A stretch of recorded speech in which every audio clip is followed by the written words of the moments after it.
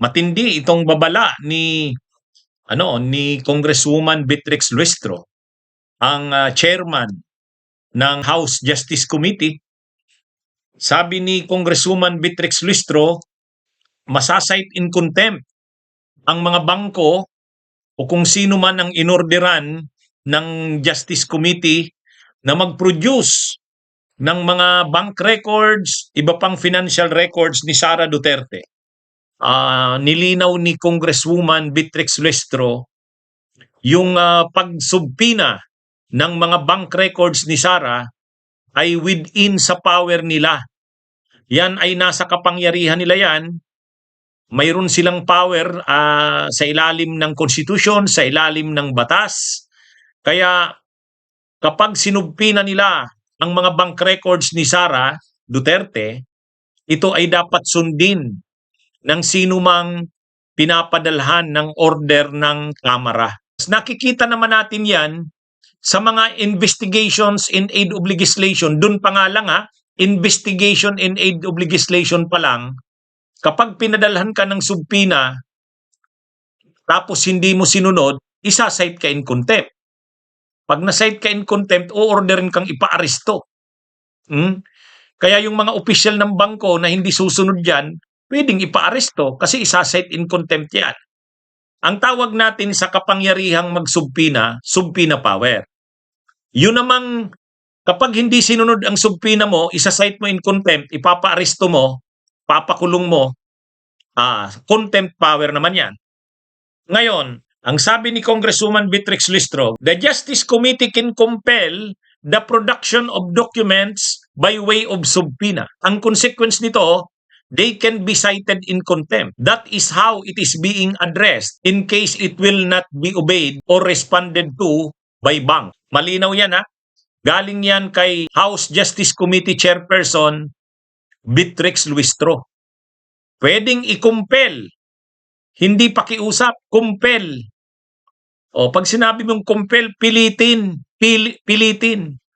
May puwersa yan, compel Kasi subpina nga yan Kapag invitation lang yon. Pero kapag subpina, may halong pamipwersa na yon. Hindi pwedeng hindi mo sundin. Order na yon, subpina Ngayon, ang subpina, dalawang klase dyan. Subpina ad testificandum. Ibig sabihin, magte-testify. Papa-attendin mo doon sa hearing ng Kamara, sa Justice Committee, kung sino man yung dapat magbigay ng kanyang testimonya. Ad testificandum yun. Subpina ad testificandum. Pero pag sinabing subpina ducis tecum, ibig sabihin, i-produce mo ang documents. Ngayon, pwede rin naman, subpina ad testificandum, halimbawa, yung official ng bangko, subpina ad testificandum. Tapos, ipapadala sa kanya yung mga documents para i-present niya, subpina ducis tecum. Subpina yan. Ngayon, kapag hindi sinunod ang subpina na yan ng Justice Committee, ang consequence niyan, isa-cite sila in contempt. Pwede silang makulong pag hindi sinunod. Yan mga kabunyog malinaw. Kaya nagwa-warning na dito si Congresswoman Beatrix Luistro, hindi pwedeng baliwalain ang mga subpinang ilalabas ng Justice Committee. Sa rules ito ng House of Representatives, ito yung kanilang rules. Section 7, Submission of Evidence and Memoranda. After receipt of the pleadings, affidavits and counter-affidavits, and relevant documents provided for in Section 6, or the expiration of the time within which they may be filed, the committee shall determine whether the complaint alleges sufficient grounds for impeachment. If the committee finds that sufficient grounds for impeachment exist, the committee shall conduct a hearing. The committee, through the chairperson, may limit the period of examination and cross-examination by members of the committee. The committee shall have the power to issue compulsory processes for the attendance of witnesses and the production of documents and other related evidence. So yan The committee shall have the power to issue compulsory processes. Ang sinasabing compulsory processes dyan, yan na yung mga subpina. For the attendance of witnesses, yan na yung subpina ad testificandum. and the production of documents, yan na yung subpoena ducis tecum and other related evidence. Ngayon, mayroon tayong tinatawag na bank secrecy. Yung bank secrecy law, pwede mo lang yan i-invoke sa ibang bagay.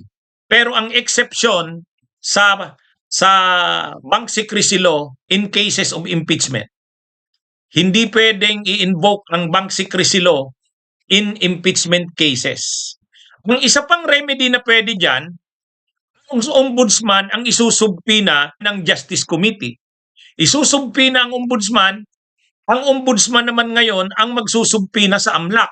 Kasi may power sa ganyan ang ombudsman eh. Kaya kayang ma-produce yan, yung mga bank records ni Sara. Kaya yung mga nagsasabi dyan na bank secrecy, ang impeachment ay exception sa bank secrecy. So, abangan natin yan mga kabunyog. Ang malinaw dito, nag-warning na si Congresswoman Beatrix Listro. Yan ha. Ito naman. Itong mga DDS, nag-iingay ngayon, wala daw due process. Bakit daw yung mga abogado ni Sara hindi pwedeng mag-argue doon sa House? Bakit daw doon sa Justice Committee hearing na gagawin simula sa March 25, si Sara lang ang pwede na magdepensa ng sarili niya? Sara Duterte, not lawmakers or lawyers, should present evidence to rebut impeachment complaints. Yan ang sabi ni Jerbel Luistro. Malinaw si Sara Duterte mismo ang dapat mag-present ng kanyang mga ebidensya para maribat ang impeachment complaints. Kasi ganun din naman yung complainants. Yung complainants, hindi pwedeng abogado nila ang mag-present. Hindi rin pwedeng yung mga mambabatas o congressman. Ang kailangan mag-present ng evidence ay yung complainants in support sa complaint. Tapos yung respondent naman, si Sara, pwede rin siyang mag-present ng kanyang mga ebidensya at mga testigo. May power siya doon. Ngayon, pwede ba siyang magdala ng lawyers? Yes, pwede. Dalhin niya na yung 16 na lawyers niya. Pero mag-a-assist lang yun. Hindi pwedeng yun yung magsalita.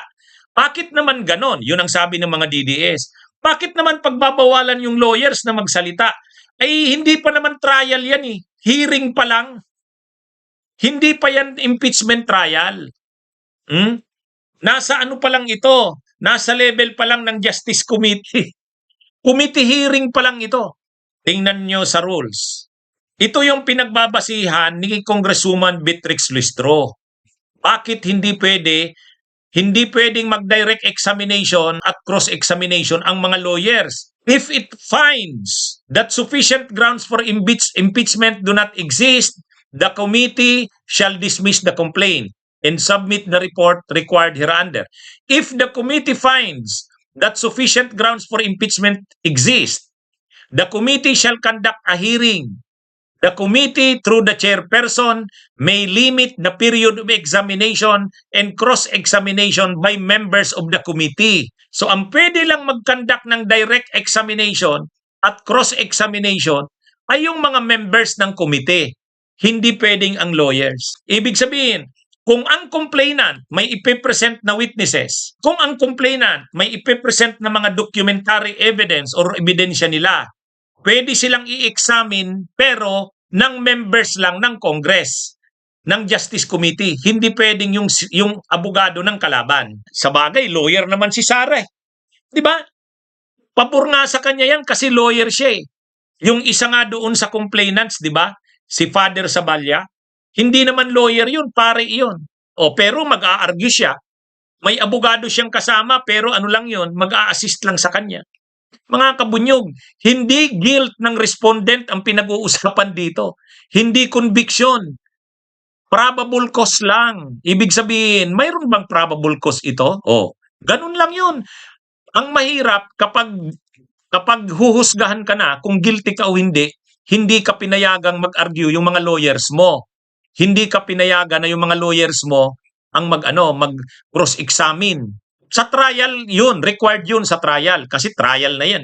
Yung right mo na i-confront ang witnesses against sa'yo tapos i-cross-examine din sila sa trial. Ito hindi pa to trial. Ngayon, mayroon na namang mga kinakalat din itong mga DDS. Sagutin ko to. Bakit daw pinagkakaabalahan yung impeachment ni Sara, samantala daw ang daming problema ngayon ng bansa.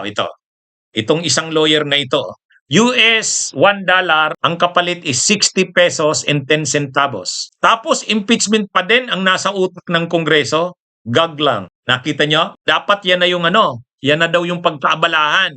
Alam nyo mga kabunyo, ginagamit lang naman nila yan mga krisis na yan para palibrihin si Sara. Ginagawa naman ng gobyerno yung magagawa eh. Ginagawa naman ng Kongreso yung magagawa. The same tungkol sa krisis na yan. At the same time, ginagawa rin ng Kongreso yung pagpapanagot kay Sara. Hindi pwedeng parang sasabihin mo, itigil na yung impeachment kay Sara. Kasi ito na lang asikasuhin natin. Batas para sa krisis na ito na nararanasan natin. Pareho yan kailangang aksyonan ng Kongreso. Tama yung sinabi ni Congressman Terry Ridon. Nagpasa naman sila ng mga aksyon para makatulong, binigyan na ng powers ang presidente, i-lift ang mga taxes, yung mga isuspend ang excise fuel tax, Iba pang pwedeng magawa ng presidente using emergency powers sa panahong ito ng krisis. Pinasa na yan ng Kamara Pinasa na rin sa Senado. So ibig sabihin, ginagawa naman ng Kongreso yung trabaho. Ngayon, pagdating sa impeachment, trabaho yan ng Kongreso. Gagawin din nila yan. Pagdating naman sa pagtugon sa krisis, trabaho na yan ng presidente. Kaya yung mga rason na yan ng mga DDS na ang gusto lang nila, makalibre si Sara. Ibig mong sabihin, papalampasin mo yung mga korupsyon na ginawa ni Sara dahil lang sa krisis nating kinakaharap ngayon. Kaya nga natin pinapanagot ang mga korap sa ating bayan kasi nilustay nila ang pundo ng bayan. Bunyog, halikan na kasama ka. Bunyog, kapag buklod ay may pag-asa. Luzon, Visayas, Mindanao, isa ang pananaw. Sa bagong Pilipinas ang bunyog isisigaw. Bunyog.